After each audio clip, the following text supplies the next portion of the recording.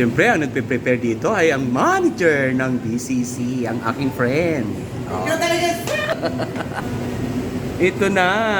Yung mga friend ko guys, na mga barista dito ay nasa ibang bansa na. Dito lang sila, parang ito lang ang ginamit nilang training ground. Tapos ngayon, nagtatrabaho na sila abroad.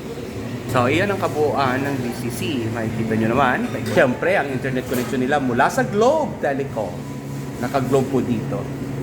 Tama ba ako? Mag-oo ka lang. Dito nga ako nakakuha ng idea kung paano mag-open ng coffee shop.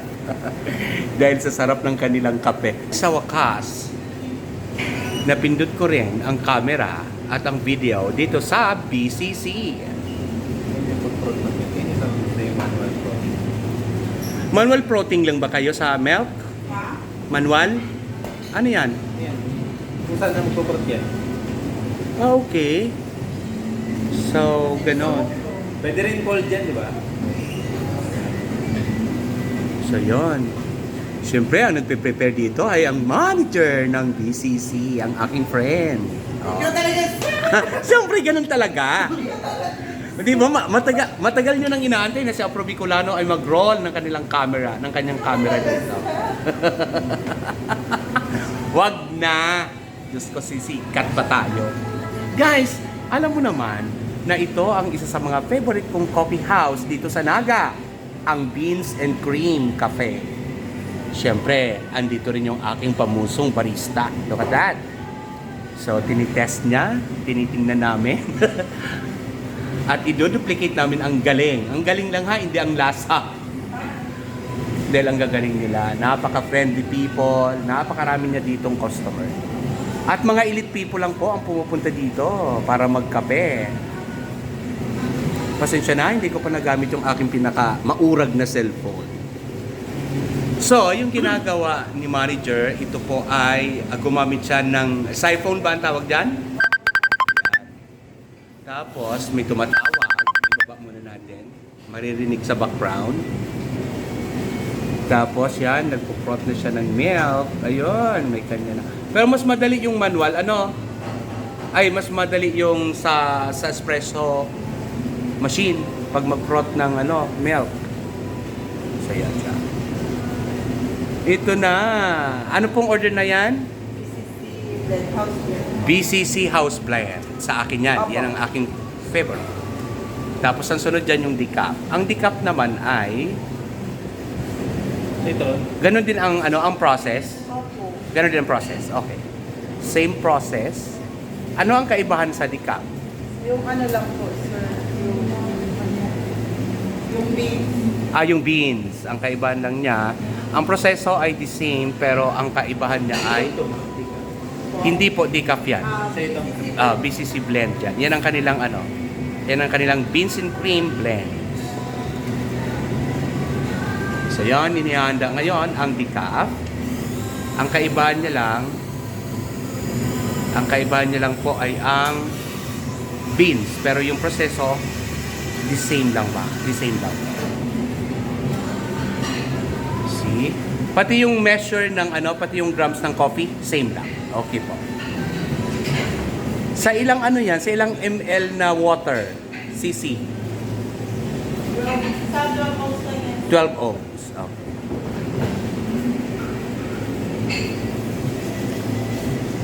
Yung mga friend ko guys na mga barista dito ay nasa ibang bansa na. Dito lang sila, parang ito lang ang ginamit nilang training ground. Tapos ngayon, nagtatrabaho na sila abroad.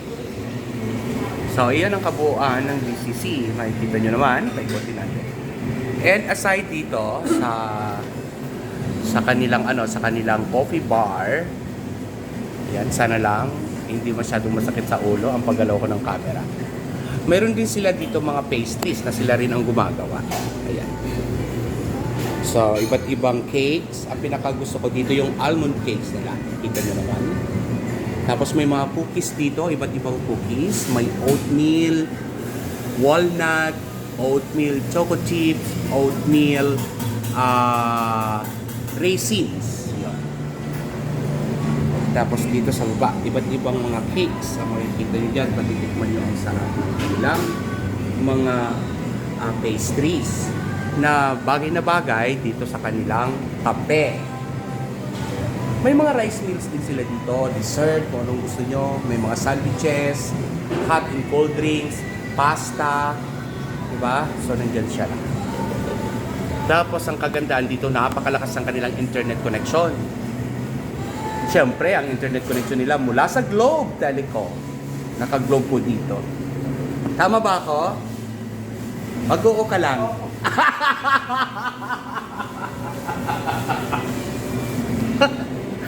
Matagal na itong inaantay ng friend mo na mag-vlog daw ako dito. Ngayon, si manager talaga ang naghahanda ng aming kape. Siyempre, ilang taon na akong suki ng kapeng ito. Wala pa akong coffee shop. Dito nga ako nakakuha ng idea kung paano mag-open ng coffee shop. Dahil sa sarap ng kanilang kape. Ayan, nabuksan niya na yung yung siphon para ihanda yung decaf. Sa akin nandoon na, oh. See? Yung kanilang pamusong house blend, BCC blend. Alright.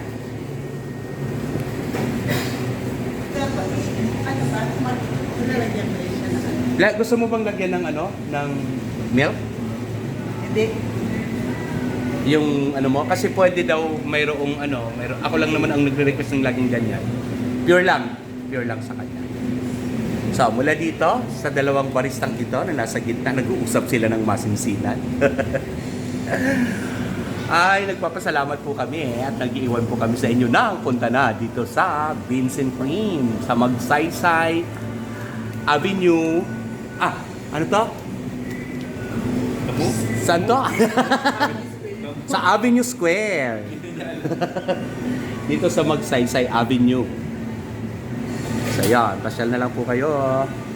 Oh my God. Eto na, ililipat na siya sa baso. Yun. Ilalagay na ni manager. Goodbye po. Kita-kita tayo dito sa aking favorite hangout para sa coffee. Probicolano here. Bye!